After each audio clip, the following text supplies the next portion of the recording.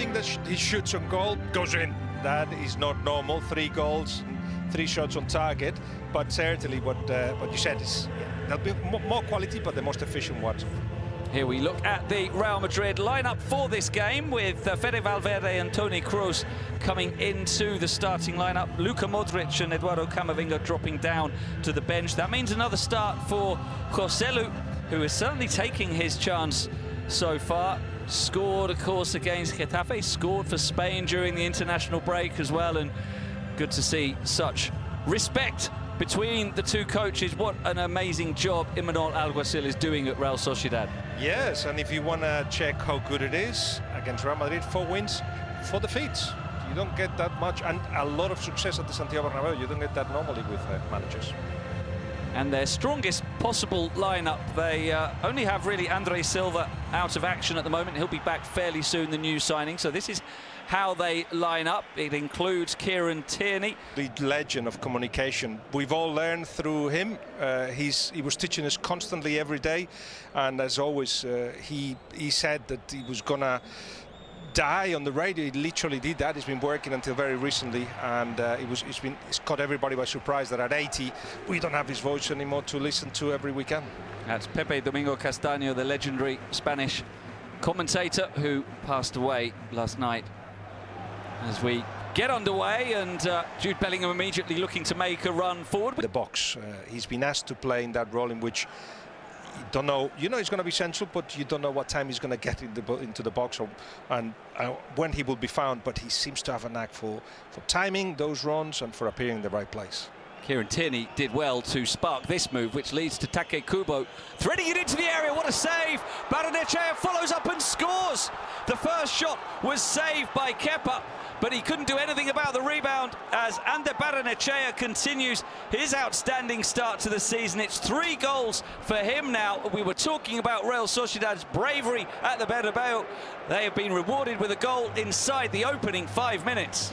Well, and it all starts with a move from Real Sociedad that wasn't rushed, but by the time that Take Kubo wanted to put the ball into the box, he had different options. So as you talk about bravery, it's another opportunity to show it. Look, there's the fullback running forward. There's 2 players in the middle, 3 in fact, into the box, and Barrenechea doesn't get picked up.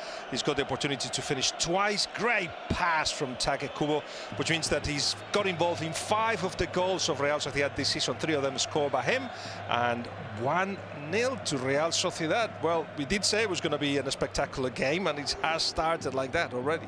It was a good initial save by Kepa. Good reactions there, and I don't think he can be blamed at all for not keeping out the follow-up. He did well to get up and get something on it, didn't he? You don't expect anybody really that's attacking Real Madrid to have the opportunity to finish twice. He did what he could, Kepa, but great. Will be Joselu and Joselu and Vinicius up front. In any case, it will be a doubt of Rodrigo starting, so it's his chance to prove that he can do it. Tchouaméni losing out, taken on by Brais Mendes, and now Oyarzabal to Take Kubo, 1-on-1 against Fran Garcia. Toni Kroos helps out, but still Kubo. Oh, what a goal! Just sensational. It's not going to give it. And that's a shame. That's a big shame. Offside. Well, we've been denied maybe the goal of the season, Guillem, by an offside flag. We'll check out whether it was on Kubo when he received it, or maybe on one of his teammates standing in front of the view of Kepa. What a shame. But we were talking about the quality of Kubo and how he finishes things. He's not offside. Must be Oyarzabal. Yes, and he makes the goalkeeper doubt, or at least he can use that excuse, because certainly where the ball goes is where Oyarzabal is. It actually in fact, he touches it. So yeah. Well, exceptional decision by the linesman and by the referee. Anything else, doesn't it? It looks a stadium for the 21st century, no doubt. And Florentino Perez, the club president, obviously very aware of the need to keep Real Madrid at the forefront in every way, and that's on and off the pitch. Yeah. And certainly doing that with the stadium reconstruction. Now here's the team trying to get back on level terms quickly. It's cut back for Fede Valverde, and he scores 40 seconds into the second half.